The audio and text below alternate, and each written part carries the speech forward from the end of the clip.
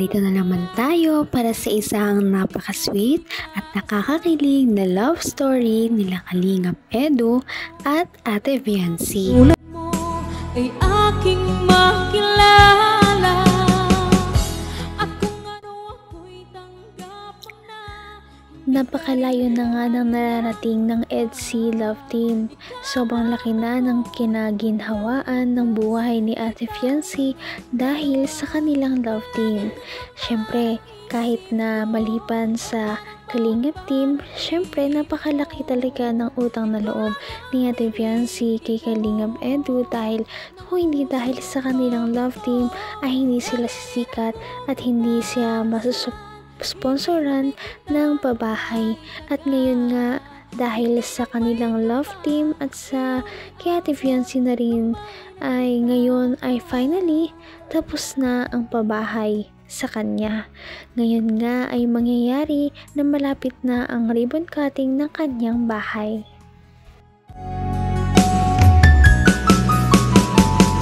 Ang nais ko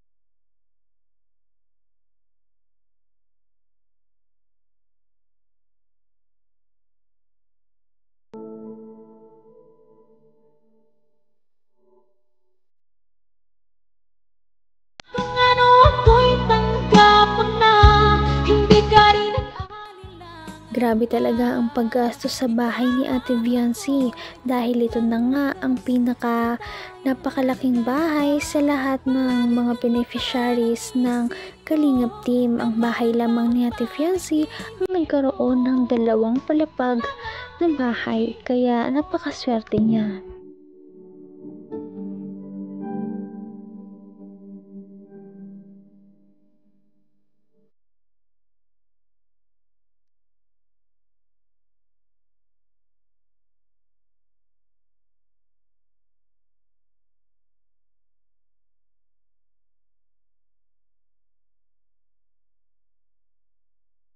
So ayun mga Kalingap, good morning, welcome back to our YouTube channel. Dito si Tatay oh. Tayo, long time no see. Ano tayo, ulam? Sige po. Sige tayo. Papasok na lang po ako dyan tayo.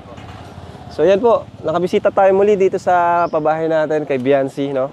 Sa kanyang family. And nandito pala sila Tatay, saktong-sakto. At naglipat na sila. So, wait lang. May truck.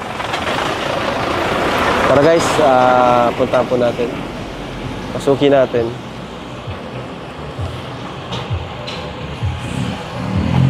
Wow, grabe. May mga gamit na. Hi po. Good morning po. Ayos Ayos na yan. Dito na pala kayo, Nay. Nakakatuwa naman. Buti naglipat na po kayo. Ay, ganun po ba? Kaya pala. Ay, Stig! Ang ganda, grabe. Ano po? Naman ang bawat panaginip ko, ikaw lang ang Lahat talaga ay sobrang excited na kung kailan ba talaga lilipat si Ate Viancy at ang kanyang pamilya dahil sa napakaganda na talaga ng kanyang bahay ay malapit na talaga itong matapos. Lahat nga ng mga furniture ay nandito na, kaya naman sila na lamang ang kulang. Ang ganda. Grabe oh. May mga ano pa. Wow. Ang ganda ng mga gamit. Grabe ah. Ayos. Ang presko pati oh. Hindi mainit. Ang ganda. Hello. Abir. Grabe. Lupit. May mga bulaklak na yun. Nilagay ko po. Para sa ribbon cutting sana?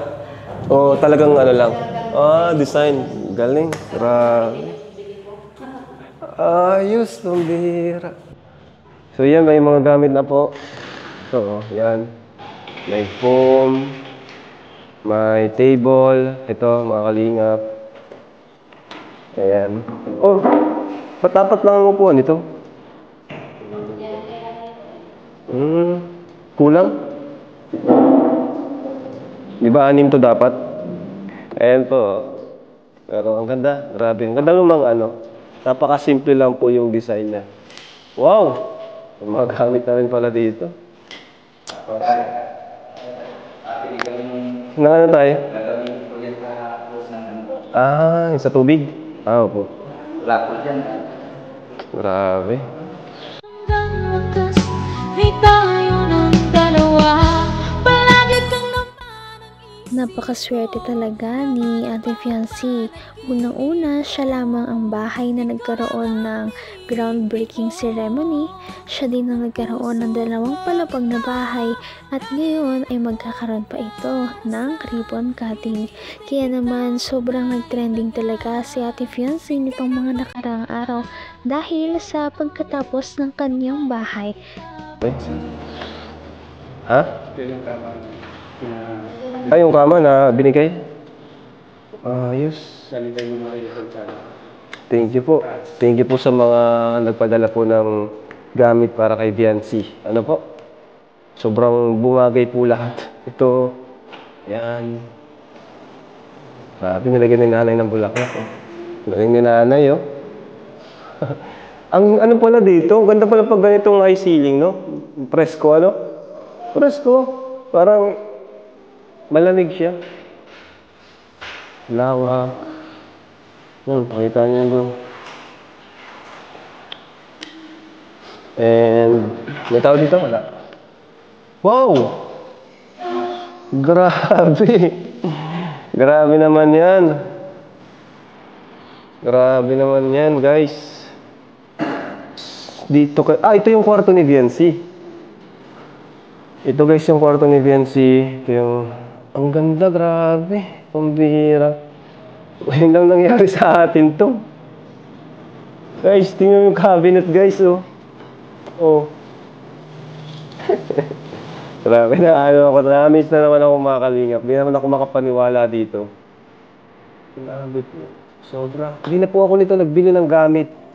Take note guys, hindi na ako bumili ng mga gamit nito. Pagdating namin, Malapit na talagang matapos ang bahay ni Ate Viancy at dahil dito, sobrang excited na talaga ang kanyang mga viewers.